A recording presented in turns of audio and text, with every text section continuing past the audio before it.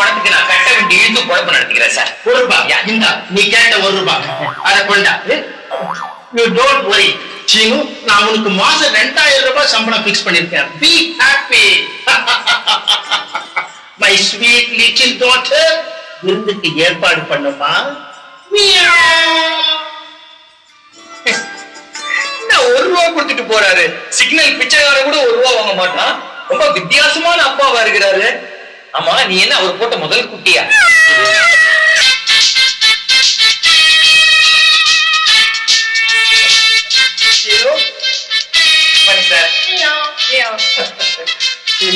கடந்த 1 மாசமா என் கூடவே இருந்து என்னுடைய வியாபார நுணுக்கங்கள்லாம் ரொம்ப நல்லா தெரிஞ்சுக்கிட்டப்பா. ரொம்ப ஆச்சரியமா இருக்கு சார். இதுல என்னப்பா ஆச்சரியம்? 1 மாசத்துக்குள்ளேயே எல்லா நுணுக்கங்களையும் சொல்லி கொடுத்துட்டீங்களே. சாதாரணமா இதெல்லாம் 15 நாளைக்குள்ள தெரிஞ்சுக்க வேண்டிய விஷயங்கள். நீ கொஞ்சம் ஸ்லோ. ஆமா மாதிரி. கடைசியில நான் தான் ஜெயிப்பேன்ல. அத கடைசியில பார்க்கலாம். சரி சீனு, உனக்கு ஏதாவது சந்தேகம் இருந்தா என்கிட்ட கேட்டு தெரிஞ்சுக்கலாம். ஒரு சின்ன சந்தேகம் இருக்கு சார். என்ன? இந்த மாசம் சம்பளம் எப்ப தருவீங்க? ஓஹோ, ஏப்பமா காலி உன் பணம் எங்கப்பா போக போகுது? என்னது பைனான்ஸ் ஜுவல்லரிக்காரங்க மாதிரி பதில் சொல்றீங்க?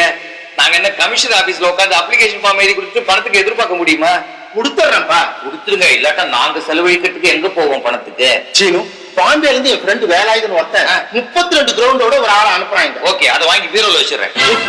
32 காலி மணி விற்க சொல்லி டாக்குமெண்ட்ஸ் நம்ம கிட்ட கொடுத்து அனுப்புறான். ஓகே, அத வர்றவன் உடனே கெடுக்காம இருக்கணுங்கிறதுக்காக ஒரு கோடு வேட சொல்லியிருக்கம்பா. கோடு வேடா? எஸ், அதாவது அடையாள வார்த்தை. எஸ், இந்த கள்ளக்கடத்தல் போது பேசிப்பாங்களே இந்த காந்தி சிலை பின்னாடி, அதேதான். அந்த ஆள் உங்ககிட்ட வந்து LICக்கு 14 மாடி இத சொல்றதுக்கு அவன் பாம்பேல இருந்து வரான். பதிலுக்கு நீயே ஒரு கோடு வேட சொல்லணும். அதாவது ஆரஞ்சு பழத்தை உரிச்சுதான் சாப்பிடணும். மரக்காவட்டி தோலோடு மூழ்கிட்டானா வயிற்று வலிக்குமே. சீனு, அந்த ஆள் ஏற்கனவே என் ஃப்ரெண்ட் வேலாயத்தை ஏமாத்த பார்த்திருக்கான். அதனால வர்றவன் கொஞ்சம் அழுத்தமா இருந்தா கூட எப்படியாவது சாமர்த்தியமா பேசி அவன் வாயிலிருந்து வார்த்தையை வரவழைச்சிரு. அவன் ஒரு ரெட் பேக் கொண்டு வந்து கொடுப்பான். சேப்பு பை. எஸ், ஓகே, அதை வாங்கி வச்சுக்கிட்டு நம்ம கம்பெனி ரசீதை கொடுத்து அனுப்பிச்சு. ஓகே, பார்த்தோமா?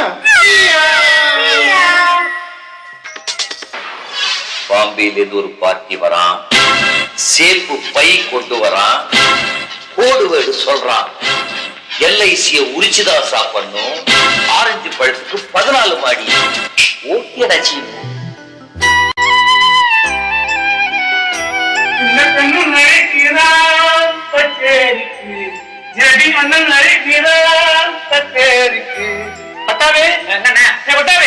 இந்த அட்ரஸ் தாண்டா. ஒட்ட இடத்துல போர்டு இருக்கேன்னா லெட்டர் வேற போட்டிருக்காரு. திரு ஹேமநாத பாவதர் அவர்களுக்கு இந்த வருஷம் நடைபெறும் விநாயகர் சதுர்த்தி விழாவில் தங்களுடைய கச்சேரியை ஏற்பாடு செய்யலாம் என இருக்கிறேன். தாங்கள் நேரில் வந்து பேசி அட்வான்ஸ் பெற்றுக் கொள்ளவும். இப்படிக்கு JB. அப்ப இங்கே வெயிட் பண்ணுவாங்க. ஆத்திரா பட்டாரு 12 வருஷம் ஆத்திரா. எதுனா மெட்ராஸுக்கு வந்தா சரி கச்சேரி பண்ணி 12 வருஷம் ஆச்சுன்னு சொன்னேன். பட்டாபி, என்னால கச்சேரி பண்றது என் முதுகு பின்னாடி உட்காந்து எதையும் நீளமா சாட்சி வச்சு மீட்டு. என்னடா தம்பூரா? தம்பூரா பேரே மறந்து போயிடுச்சு பட்டாபி. சரி சரி, வெத்தலை சிவல் அண்ணா. வெத்தலை சிவல் ஆயிடுச்சு. இதோ போய் ஆயிரம் சொல்றேன். இப்ப அவர் வந்துட்டாருன்னா அவன் வந்தா நான் பேசிக்கிறேன். நீ போட. சரி அண்ணா. அதனால செவப்பு பை கங்காரு குட்டிட்டு நுழையிற மாதிரி இந்த பையை தூக்கி நுழையிற. அண்ணா, 12 வருஷத்துக்கு முன்னாடி உங்களுக்கு போச்சுற பொண்ணாட இதுல இருக்கு. அன்னையில இருந்து உங்களுக்கு சான்ஸே போச்சு. உழைஞ்சிடக்கூடாது இல்லையா? அதுக்கு பத்திரமா வச்சிருக்கேன். சரி சரி, நீ போன பண்ண அதே வச்சுங்க. செடி அண்ணன் அழைக்கிறான் கச்சேரிக்கு, சின்ன கண்ணன் அழைக்கிறான் கச்சேரிக்கு, ஜேபி அண்ணன் அழைக்கிறான் கச்சேரிக்கு. யார் நீங்க? அண்ணா நமஸ்காரம். தெரியல, சேப்பு பை நீங்க தானா அது? ஓகே ஓகே, JB இப்பதான் சொல்லிட்டு போனாரு. அந்த பையில எல்லாம் இருக்கு இல்லையா? எல்லாம் இருக்குன்னா பாய் மாதிரி சுருட்டு உள்ள வச்சிருக்கேன். பாய் மாதிரி சுருட்டி வச்சிருக்கீங்க? எப்படி வேணா வச்சுக்கோங்க. நீங்க அந்த 2 கோடு வேட சொல்லிட்டீங்கன்னா, அந்த 2 வார்த்தை சொல்லிட்டீங்கன்னா நான் ரசீது தயார் பண்ணிடுவேன். கோடு வேட? எஸ். எந்த வார்த்தைன்னா? பாருங்க, நீங்க என்ன சோதிக்க கூடாது. நான் தொழிலுக்கு வேணா புதுசு, ஆனா பயங்கர ஸ்ட்ராங்கான பர்சன். நான் விட மாட்டேன். ஸ்ட்ரிக்ட். ஓகே, 2 வேர்டு நம்ம லேசா ஞாபகப்படுத்திக்கமா? புரியலையா? லேசா ஞாபகப்படுத்துறேன். மவுண்ட் ரோட்ல ஒசரமா அடுக்கடுக்கா இருக்குன்னு என்னது? கீதா கேட் மைசூர் பா. என்ன இந்த இப்படி படுத்துறான்? சீனு, அந்த ஆள் ஏற்கனவே என் ஃப்ரெண்ட் வேலாயத்தை ஏமாத்த பார்த்திருக்கான். அதனால வர்றவன் கொஞ்சம் அழுத்தமா இருந்தா கூட எப்படியாவது சாமர்த்தியமா பேசி அவன் வாயிலிருந்து வார்த்தையை வரவழைச்சிரு. கண்டிப்பா உள்நாட்டுல இருந்து புடிங்கிடுறேன். எங்க அந்த பெரிய ஸ்கேல்?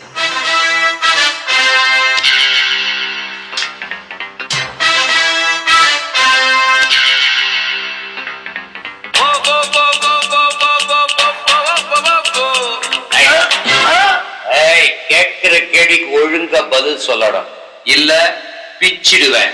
புரியுதா? என்னை பத்தி உனக்கு தெரியாது. ஏறு ஏறு ஏறு. மவுண்ட் ரோட்ல வசனமா இருக்குமே, என்னது அது? ரஜினிகாந்த் பேனர். ரஜினிகாந்த் நான் கேட்டவன். சரி சரி, மாத்தி கேக்குறேன். உனக்கு எல்ஐசியை பத்தி என்ன தெரியும்? கக்குடா கக்குன்னு வாந்தி எடுக்கிற. சொல்றா. செத்து போனாதான் எல்ஐசியே பணம் கொடுப்பாங்க. கமான், எல்ஐசிக்கு எத்தனை மாடி? 10 மாடி. 20 மாடி. 20? சரியா சொல்லு. சரி, நான் மாத்தி கேட்கிறேன். எல்ஐசிக்கு 13க்கும் 15க்கும் நடுவுல எத்தனை மாடி? 14 மாடி. அது என்ன அரை மாடி? மொட்டை மாடி. அரை மாடி மொட்டை மாடி. உனக்குதான் மொட்டை மாடி. சரி மாத்தி கேட்கிறேன். எல்ஐசிக்கு 13க்கும் 14க்கும் நடுவுல முழுசா எத்தனை மாடி? 14 மாடி. முழுக்க சொல்றா. எல்ஐசிக்கு 14 மாடி. சபாஷ். இறங்குறியா? அடுக்கலை எவன்டா சொல்லுவான்? ஆரஞ்சு பழத்தை சொல்ற. ஐயோ அண்ணா, சொல்ற. ஆரஞ்சு பழத்தை உரிச்சுதான் சாப்பிடணும். சொல்லு.